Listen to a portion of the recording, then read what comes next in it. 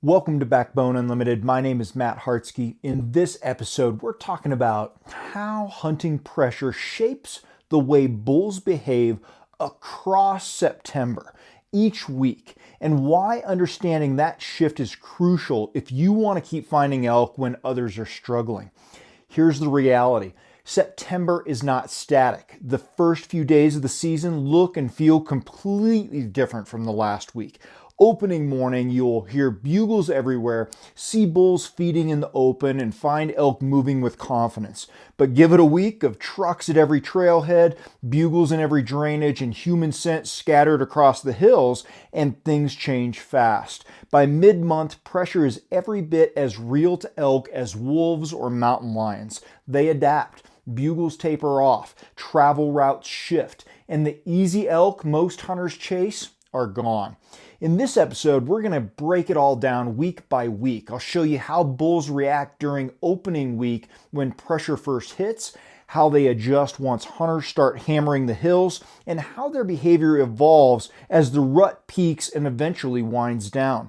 You'll learn why bulls go call shy, how pressure alters movement, and most importantly, what tactical adjustments you can make to stay one step ahead. By the end, you'll understand the rhythm of September under pressure, and you'll be ready to hunt elk smarter, not just harder. Before we break down week by week changes, it's important to understand what pressure really means to elk. On western public land, pressure is constant human presence layered on top of their natural environment. Trucks at every trailhead, boot tracks cutting across meadows, bugles echoing from hunters on every ridge, the smell of human scent drifting over thermals. Elk recognize all of it and they learn fast. To us, pressure might look like a crowded parking lot or hearing another hunter bugling. To a bull, it feels like survival is suddenly at risk. He doesn't know the difference between a hunter with a diaphragm call and a wolf howling. What he knows is that noise and scent are flooding into his territory and he has to adjust. Bulls are especially sensitive because they're carrying two massive responsibilities in September: defending cows and conserving enough energy to actually survive the rut. When pressure ramps up, they immediately start weighing risk versus reward. Is bugling worth drawing attention? Is feeding in the open worth the chance of getting busted? Those calculations change their behavior long before most hunters even notice. Pressure doesn't just silence bugles, it reshapes travel routes, bedding choices, and daylight activity. A basin that seemed alive on opener can feel empty a week later, not because the elk left the mountain, but because they shifted into deeper cover, started traveling at night, and cut their vocalizations in half. Here's the hard truth: elk adapt faster than most hunters do. Bulls don't keep making the same mistakes once pressure hits. If you're hunting like it's still opening morning after a week of pressure, you're behind the curve. Understanding the nature of pressure and seeing it as a predictable influence instead of a random frustration is what keeps you in the game all month. Opening week is a unique window. Bulls haven't been pressured for months, cows are starting to stir, and the mountains feel alive. You'll often hear bugles echoing across drainages, see elk feeding in open meadows at daylight, and find fresh signs scattered everywhere. It feels like the elk are on every ridge, but that window closes fast once the first wave of hunters floods the unit. At the start, many bulls are still in their summer patterns. Younger satellites may bugle boldly, testing their voices without much fear. Even herd bulls are more willing to sound off because pressure hasn't yet conditioned them to associate loud bugles with danger. This is why opening week can feel like a dream. Bugles everywhere and bulls that seem eager to play. But elk learn quickly. The first volleys of locator bugles from trailheads and ridges start connecting dots in their brains.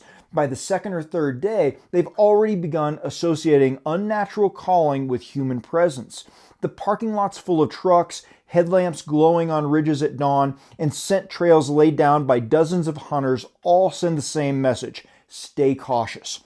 Bulls that bugled freely on September 2nd may already be toning it down by September 5th. Opening week elk may feed openly in meadows at night and, linger into early morning. Once pressure builds, though, that pattern tightens. They still use the meadows, but they retreat earlier, often before legal shooting light. They'll start slipping into cover through side trails and timbered benches instead of crossing the middle of a clearing. That shift is subtle at first, but it happens quickly. Here's a scenario example. You glass a basin on September 1st and see 3 bulls feeding in the open at dawn, bugling back and forth. You mark it as your hot spot. But when you return on September 4th, the meadows are silent. It's not that the bulls left the country. They're bedding sooner, bugling less, and slipping into adjacent timber before you ever set foot there. If you adjust your strategy to intercept travel routes between feed and cover instead of waiting in the meadow, you'll stay in the game. The lesson here is clear. Opening week is your chance to capitalize on naive bulls, but it only lasts a few days. If you don't adjust as pressure ramps up, you'll be hunting ghosts where elk used to stand. By the second week of September, bulls have already had their first taste of real hunting pressure. Opening week taught them that bugling freely and feeding openly draws attention. Now they start adjusting. For the hunter, this is where the game gets harder and smarter.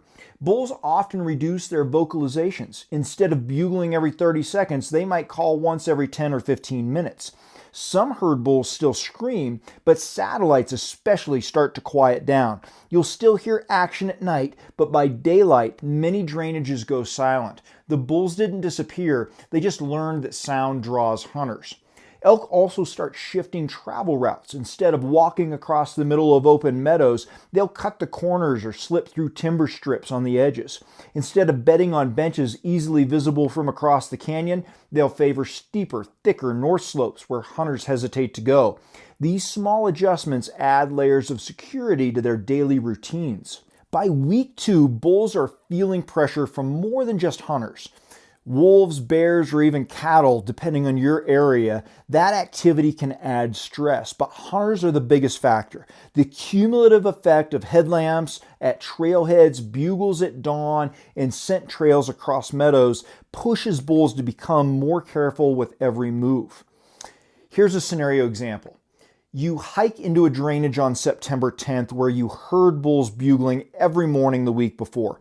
This time, though, it's silent. Instead of leaving, you slow down. You find fresh rubs in a timbered side pocket and droppings still shiny from the night. The elk are there. They just shifted. Instead of calling aggressively from a ridge, you shadow the edge quietly. Mid-morning, you catch cows slipping through the timber and the bull bugles softly from inside cover. Because you recognized the adjustment, you stayed in the game.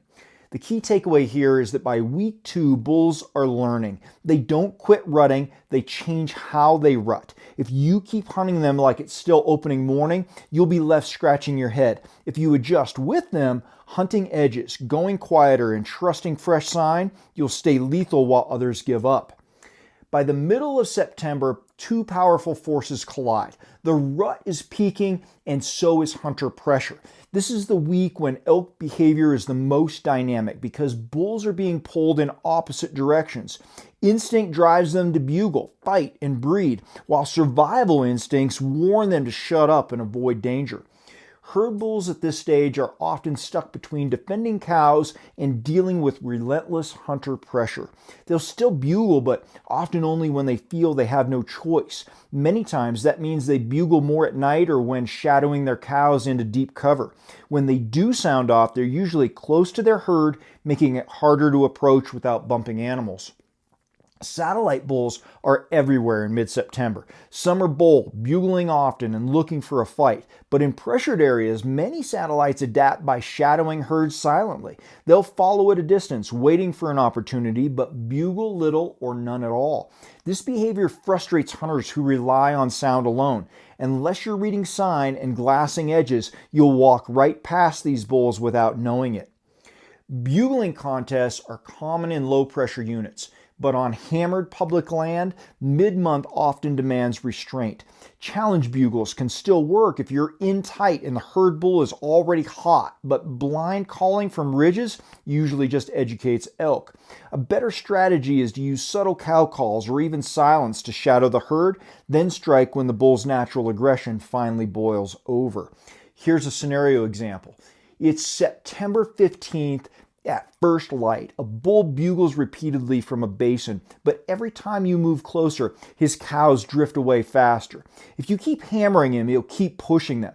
Instead, you shadow quietly. By mid-morning, as the herd settles into a bench, he bugles again to check his cows. Now you cut him off. This time he commits, circling to confront you. Aggression worked, but only because you timed it with his natural peak in energy, not when pressure was already making him defensive. The lesson of mid-September is that elk are still very killable, but you can't just chase noise. You have to read the balance between rut intensity and hunting pressure. Push when bulls are fired up. Pull back when they're cautious, and remember that sometimes silence is the most aggressive play you can make. By the third week of September, elk have been dealing with hunters for 2 solid weeks. Pressure has reshaped their routines, and many bulls are running on fumes. This is the stretch where hunters often complain. The elk went silent. They didn't leave the mountain, they just adapted.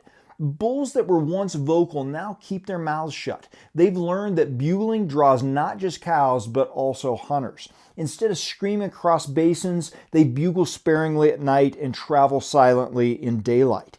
Even herd bulls may only bugle when they absolutely have to, like when a cow drifts or when a satellite gets too close. That silence frustrates hunters who rely on sound alone. The best strategy here is to expect fewer vocal responses and hunt fresh sign and movement instead of chasing bugles. Elk shift into more secure travel. They use benches, side hills, and thick timber routes to move between feed and bed, avoiding exposed meadows and obvious saddles. Travel happens earlier in the morning and later in the evening, shrinking the daylight window for opportunities. Pressured bulls don't abandon the rut, but they rut quieter and in safer zones. During this stage, cow behavior often dictates where the herd goes. Bulls are focused on holding cows together, so they'll follow wherever security and feed overlap. If cows lead into thick regrowth or beetle kill pockets, bulls will trail silently. Hunters who pay attention to fresh cow sign often find bulls right behind them, even if they never heard a sound. Here's a scenario example. It's September 21st. You slip into a drainage that had bulls bugling every morning earlier in the month. Now it's silent. Instead of leaving, you slow down. You find fresh cow droppings on a shaded bench and clipped grasses nearby. You set up quietly and give one soft cow mew, then wait. 20 minutes later, maybe a bull drifts in silently, circling downwind. He never bugled once, but the sign told you there were elk there. The third week is all about patience and trust. Bulls are still rutting and they're playing defense. If you expect loud action and easy responses, you're going to get frustrated. If you adapt, reading signs, slowing down, calling with restraint, you'll stay in the game while others give up. By the final stretch of September, bulls are a different animal than they were at the opener. Weeks of nonstop pressure, bugling, fighting, and breeding leave them worn down. Add in the heaviest hunter traffic of the season, and survival becomes their top priority. The rut is still happening, but it's quieter, more guarded, and harder to tap into. Bulls that once screamed all morning may only bugle a few times at night, if at all. Their energy is depleted, and they've learned that bugling during daylight draws too many hunters. Many herd bulls focus on silently shadowing their cows, keeping them tight without advertising. If you're still expecting a bugle fest, you'll think elk vanished, but they're simply rutting in stealth mode. By now, travel routes have shrunk. Elk move shorter distances between feed and bed, often staying in tight loops around secure cover. North-facing timber, thick regrowth and burns, or tangled beetle kill become sanctuaries. Bulls conserve every ounce of energy they can. Their patterns are about efficiency, minimal exposure, maximum survival. Aggressive calling at this stage often backfires. Bulls aren't looking for fights. They're trying to hang on to cows while surviving the final weeks. Instead of hammering bugles, subtlety and patience win. Light cow calls, soft raking, or even pure silence as you shadow herds can be more effective than trying to provoke a tired bull into a brawl. Here's a scenario example. It's September 28th. You've been hunting a pressured over-the-counter unit where bugles have dwindled. At first light, you slip into a pocket of thick beetle kill and find fresh rubs and poop. You don't call, you just wait. An hour later, soft hoof taps announce a bull moving his cows through the cover. He never bugled, never advertised, but your patience in the sanctuary zone earned the encounter. The truth of late September is that bulls are still there, still rutting, but they're operating in survival mode. If you adapt, slowing down, focusing on security cover, and resisting the urge to overcall, you'll still find opportunities while many hunters are heading home. When bugles fade and daylight sightings thin out, many hunters assume elk have left the area. More often than not, though, they're still there, just quieter, tighter, and harder to spot. The key is learning to read sign in pressured country. Elk leave clues everywhere. If you slow down and interpret them, you'll find the herd even when they won't advertise for you. Droppings, for instance, that poop tells you more than you think. Shiny, moist pellets mean elk were there within hours.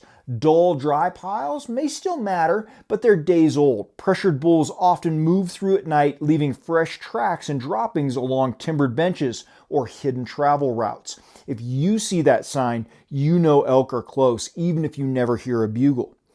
During September, bulls can't resist rubbing.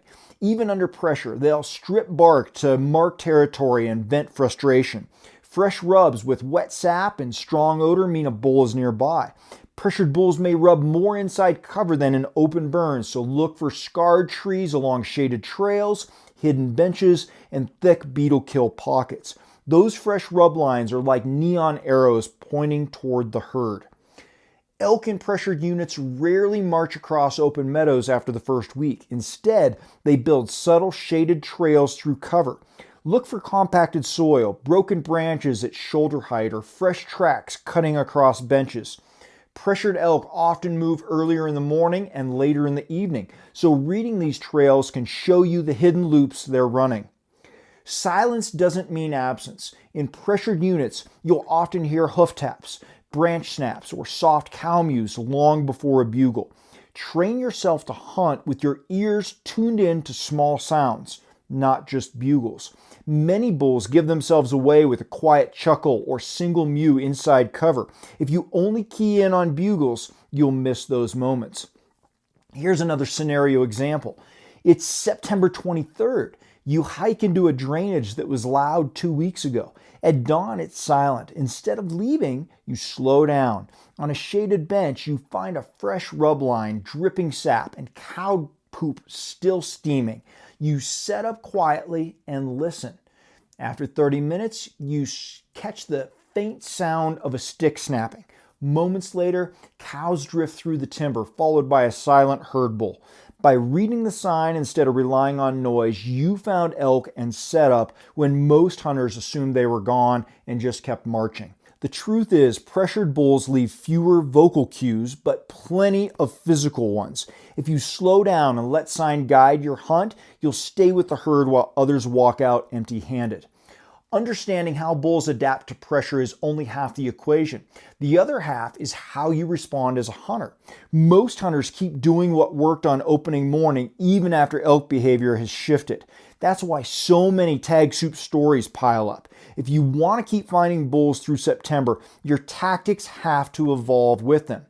By the second week, easy access points and obvious meadows are often burned out. Bulls slide into steeper slopes, nastier deadfall, and tighter cover because they know hunters avoid those spots. If you're willing to climb the extra ridge, side hill through beetle kill, or drop into the deep cut that looks miserable, you'll find elk that others left behind. In pressured units, the loudest caller often educates elk, not kills them. Adjust your approach. If bugles go unanswered, switch to light cow calls or even raking. If that doesn't work, drop the calls altogether and shadow silently. Don't call out of habit. Call with purpose and always ask, does this sound fit the situation these elk are in? When bugles dry up, trust fresh sign. Tracks, poop, and rubs tell you more than silence does. Many hunters quit after 2 hours of not hearing elk. If you can read sign and stick with it, you'll intercept elk that everyone else assumed were gone. Heavily pressured bulls often do most of their moving at night. That doesn't mean daylight is hopeless. It means you have to key in on transition zones. Be in place before first light and stay later in the evening than most hunters. Midday sits near bedding can also pay off big in pressured country. Don't necessarily stalk those, I don't recommend that, but you might sit those. Elk may move quietly at 11 a.m. while the pressure is at its lowest. Here's another scenario example. It's September 25th and you're in a heavily hunted over-the-counter unit. By dawn, bugles are silent. Instead of hiking out with everyone else, you set up on a shaded bench with fresh poop and rubs. You sit quietly for an hour. At 11:15, a bull slips through, silent and cautious, checking for cows. Most hunters are already back at camp, but you're there because you adjusted your timing and trusted the sign. Pressured bulls reward hunters who adapt, hunt where others won't, call less and with more intent. Read the sign and stretch your hunts beyond the crowd's rhythm. Those adjustments separate the guys who kill elk in the 3rd and 4th weeks from the ones who only hear stories. When pressure peaks, many hunters fold. They hike out early, blame the crowds, or convince themselves the elk have left the unit. Persistence is the edge that separates a field tag from a long drive home.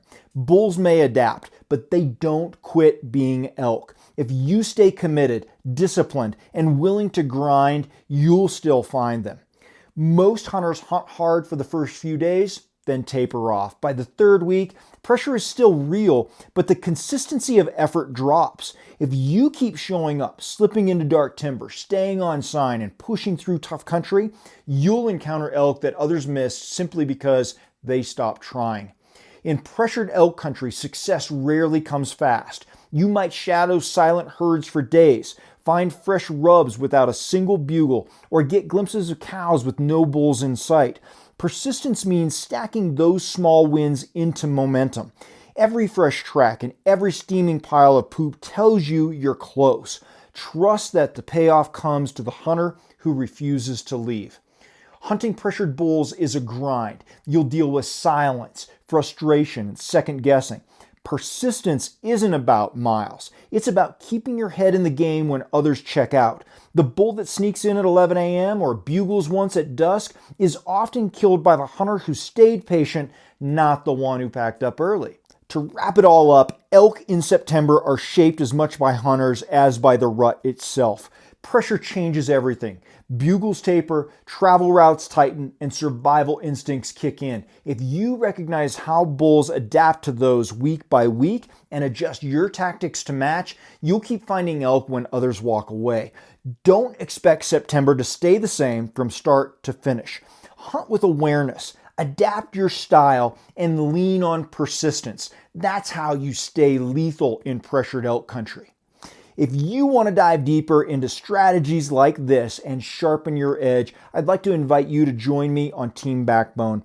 Inside our membership, you'll get direct access to me, a private community of relentless hunters, member-only content, exclusive gear giveaways, and the kind of support that keeps you pushing forward when pressure's at its peak. Team Backbone is the inner circle built for hunters who refuse to quit. Learn more at backboneunlimited.com under our membership tab. Thanks for being here. Until next time, train harder, hunt smarter, and never settle.